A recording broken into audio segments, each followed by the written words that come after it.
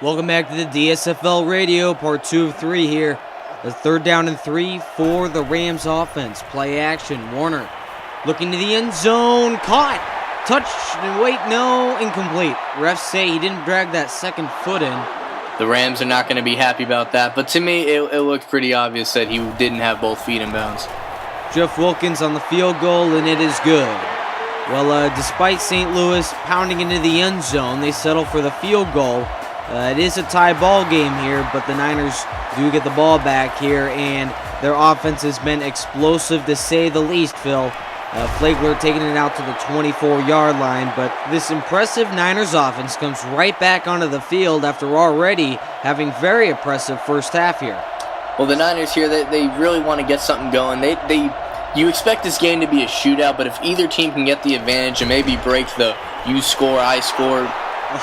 Wilson down the sideline, he's going to score a touchdown. There it is right there. Well, that might break that rhythm there. The 49ers answering back big there, saying we don't want to have to trickle down the field. We can get it all in one play. Mike Wilson running down the sideline, and the unknown Niners receiver and all catching a huge touchdown, breaking this Rams defense. And with the extra point pending, the kick is good, and now it's 17-10 here in St. Louis. Niners regain the lead after taking one play, an impressive 75 yards for the score. Thomas to the 10, 15, and to the 30 before being taken down. When that Niners receiver scored, I kind of saw the Rams players look at each other and give each other a look like, who was that guy? Well, Phil, it was anyone's guess, really. I mean, Wilson just burning this Rams defense. But a Marshall Faulk on first down, and he gets about 3 yards, and now we have a special report from Jeremy. So, Jeremy, what do you have for us? Thanks, Nick. The Rams' offensive line struggled a bit when picking up the 49ers' blitz in the first half. But Rams coach Dick Vermeil stressed to me that the offensive line is in an area of concern and that they have made adjustments to give Warner more time to throw. Nick, back to you. Well, the Rams' O-line really created some holes in that play. Marshall Faulk with a big first down, gain of 12 yards, and this Rams offense is moving, Phil. Yeah, when you have such a dynamic running back like Marshall Faulk, if the offensive line just does their part, he can do so much damage. So first down and 10, Ricky Prohl, another reception. And Phil, this has been a dominating first half for Ricky Prohl. Yeah, you're thinking he's going to want the game ball after this one, just to remember this big day he has in such a big moment. Warner on the play action, throwing, and it is intercepted. Keena Turner with the pick, and for the second time today, Kurt Warner throwing the INT, and in the first half, Kurt Warner struggling, to say the least.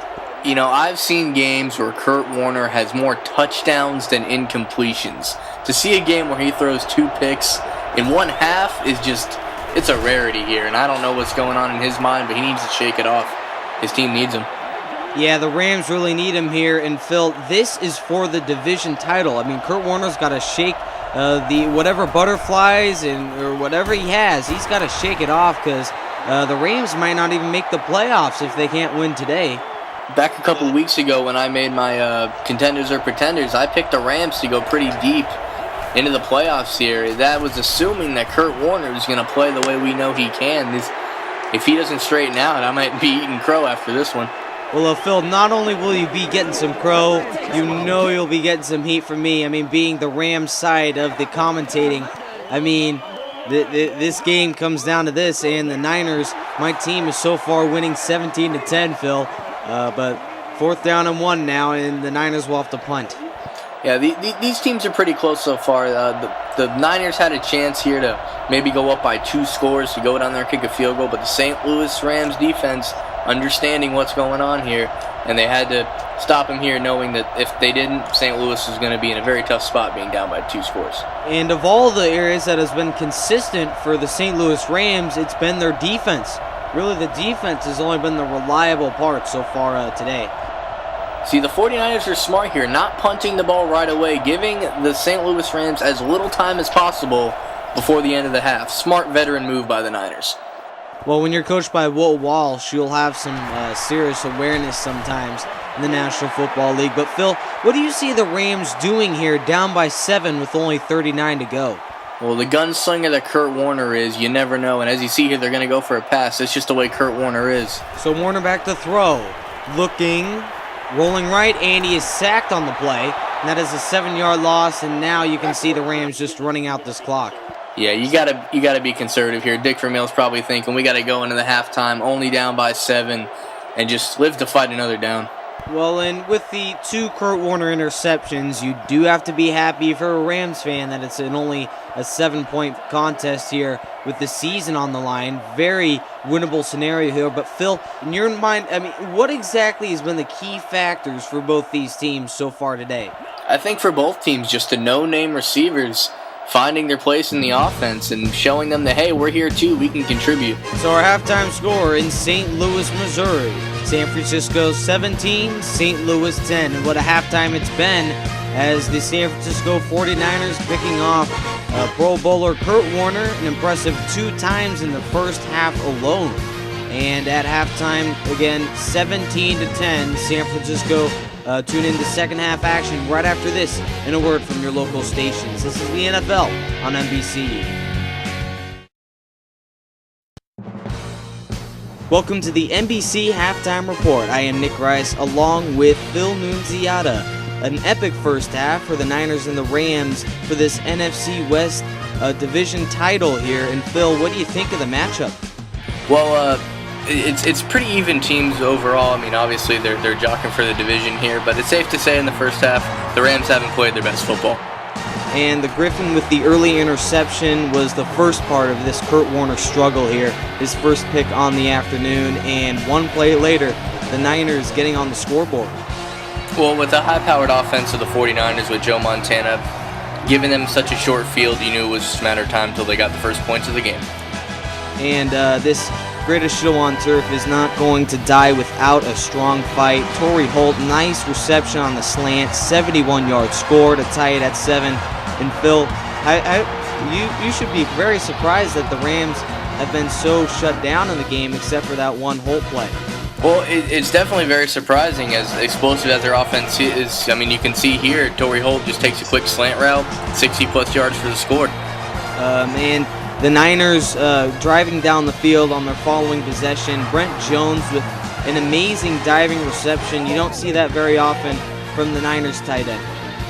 Well, you know, tight ends don't always get the opportunity to be the hero, but when they get the ball thrown to them, they really got to make it count. Unfortunately, the Niners in the red zone would struggle to say the least. Joe Montana to the end zone would get picked. Ronald Bartel, going the other way. 18-yard return. Well, when you're going to be aggressive like that in the red zone, you got to be prepared because sometimes it's not going to go the way you want it to. And that early pick made it. This game could have easily been a blowout if it weren't for that pick in the red zone. And then later on, Mike Wilson, the unknown receiver, with the huge 76-yard reception for the touchdown and the 17-10 lead. And that's where we will end it here at halftime. The score: the Niners 17. The Rams 10, and that was due to Marshall Faulk, a nice run, but in the end it would be the Rams that would turn the football over. Kurt Warner, another interception, and Phil, what do you think the Rams are thinking here heading into the halftime locker room? Well, if I'm Dick Vermeil, the Rams coach here, I'm telling everybody in my locker room, guys, it's safe to say we did not play our best football, and we're only down by 7 points, so if we can get it together, we can still pull this one out. Second half action coming up right after this.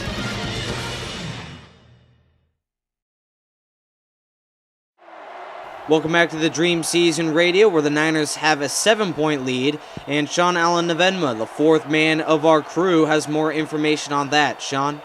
Thanks, Nick. I've listened to the Niners halftime locker room, and Bill Walsh told his players not to let up in the second half. Walsh said we already have a lead and we have too much to play for. We have them right where we want to. Let's keep it that way. Nick, back to you. Thanks, Sean, for all your work here over in the halftime locker rooms. So the Niners have a 7-point lead as we enter the second half, and Roger Craig to the left side, 9-yard pickup right near first down. Roger Craig left his mark in the first half and look for him to continue that success as we enter the second half. Roger Craig, one of my favorite running backs this season. Like I said earlier in the first half, he's just been everywhere and so productive to the 49ers' success. So 2nd down and 1 after the Roger Craig run. Montana throwing off his back foot, and it's incomplete. Well, they always tell you you're never supposed to throw off your back foot like that, and you can't get the power or the accuracy that you want on the ball when you throw like that, which is a good reason on why it was incomplete there. Well, I don't know if back in '89 Joe Montana will do a 360 move to throw that ball off. But anyway, 3rd down and 1. They come out with 2 tight ends and Brent Jones, the man in motion, play action. Montana looking, throwing deep, and it is caught by Taylor, who had a step on the defender, and that is a huge first down, Phil. You know, on 3rd and short right there, you see a 2 tight end set. You're thinking run. The Rams bite on the run all the way, which leaves John Taylor wide open up top. And the Rams are just absolutely flabbergasted that the Niners go deep on that play. I was thinking run all the way too, up here in the booth with 2 tight ends. Flabbergasted indeed, Nick. These Rams defense does not know what they're doing right now. And the Rams need to get things together as the Niners are driving down the field looking for another score and perhaps a 2-possession lead here as we enter the 3rd quarter. I think the best thing that could happen for the Rams now is if they could just hold this drive that's going down the field to a field goal to be a little bit of a moral victory for them if they can pull that off. Rice in the end zone, overthrown. Oh man, Jerry Rice had a step. You don't see Joe Montana overthrow Jerry Rice very often. Me personally, I don't think I've ever seen it till now. Oh man, of all guys to overthrow, Jerry Rice in the end zone. But Roger Craig, handoff on 3rd down and 6, and it'll come down to the chain gang. And on 3rd down, they go to a run. And it looked to me as though he did get the first down. Let's see what the referees think. And they think first down, and I think I did too. He dove forward for that first down. And Roger Craig with 53 yards on 10 carries. Very impressive first half there for this Niners running back. Yeah, a team like the Niners that are primarily a passing team, when the running back can gash you for 50, 60, even 70 yards, that's a huge day for a running back in this offense. And this Niners attack on offense has been spectacular to say the least, especially against this Rams defense that knows that they need to win here to preserve the NFC West title. Roger Craig, 58 yards on the day. He's about to get even more, and he's earned every single one of those yards, just running between the tackles and just playing good football. And Roger Craig, 65 yards on 12 carries. Very impressive game here for the Niners running back. Another handoff to Roger Craig and another 2-yard pickup. And this Rams defense has got to hold the Niners to a field goal, Phil. Yeah, this is a big part here. I think if they score a touchdown, it's going to put a lot of doubt in the St. Louis Rams. They got to hold them to 3 here. So Roger Craig is out for a play, and Flagler for a 3-yard pickup, bringing up 3rd down and 5, and look for the Niners with 3 tight ends to run the ball here. And no, they pass it, and they're throwing to the tight end. It's incomplete. Sims, the intended receiver. That was an interesting play call. They've had so much success running the ball, especially down here. If anything, I'm thinking play action pass. Make them believe you're going to run it. He still almost snuck it in there, but the Rams are alive here, holding them to a field goal. You can't expect your 3rd-string tight end to make that jump leaping reception, but the Niners put up 3 points, and now it's 20-10 here, and the Rams with a moral victory, holding them to just a field goal. Yet it's still a 2-possession game. Look for the Rams to take advantage and put this one in for perhaps a touchdown. Yeah, this drive's huge here for the Rams. They need to come up with something. A touchdown would be great, but even a field goal would put them in much better graces than they are now. And the big thing, Phil, was that the Niners took forever. They took about 3 minutes off the clock, a huge majority of the 3rd quarter, and put up points on the board, which is exactly what you want. The only disappointment is it's 3 points instead of 7 points. Right, and you see the Rams here, they're not trying to matriculate. You see that big play from Ricky Prohl a minute ago. They're trying to score as quickly as possible so they can stop the Niners and have a good amount of time to score again. And this game, I think, will come down to whoever has the last offensive possession. And the Rams looking to take advantage. Another completion, this time Ernie Conwell for 7 yards. Yeah, I agree. I think the last possession is going to be huge, but right now the Rams don't have the ability to just think about the last possession. They got to think about the possession they're on right now. A big third down for the Rams, and throwing underneath